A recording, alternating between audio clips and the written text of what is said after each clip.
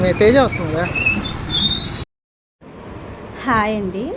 దసరా టైంలో ఒకరోజు దుర్గాష్టమి డే రోజు ఇక్కడ జ్యోతుల ఊరేగింపు అనే కార్యక్రమం చేస్తారు. చూడడానికి చాలా బాగుంటుంది.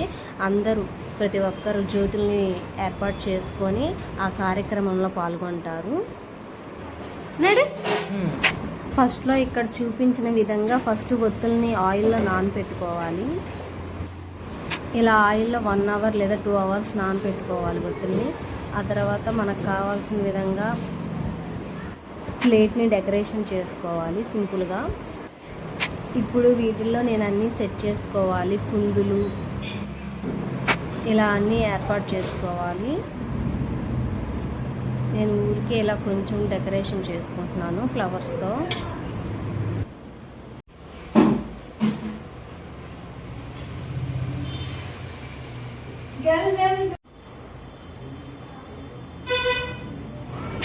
ఇలా ఏర్పాటు చేసుకొని ప్లేట్ ఇందులో కుందులను ఏర్పాటు చేసుకోవాలి.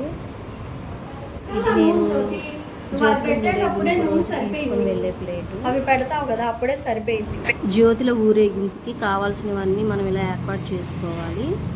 ఒకవేళ మధ్యలో ఆయిల్ ఏమన్నా అయిపోయినా మధ్యలో వేరే వాళ్ళు మనకి ఆయిల్ ఇస్తారు. లేదు అనుకుంటే మనమే ఇంటి దగ్గర నుంచి కొంచెం ఆయిల్ కూడా తీసుకొని వెళ్ళచ్చు.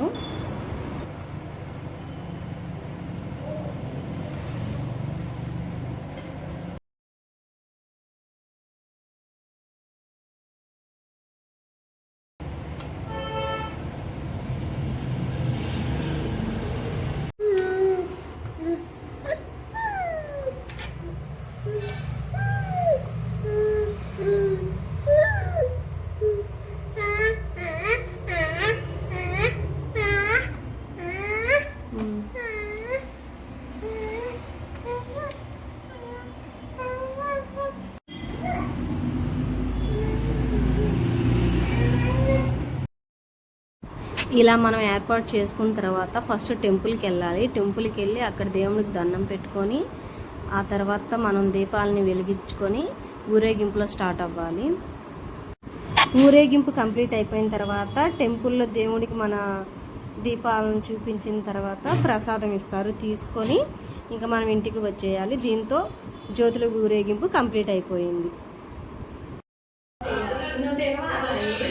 ప్రసాదం జ్యోతికి తాలేదా?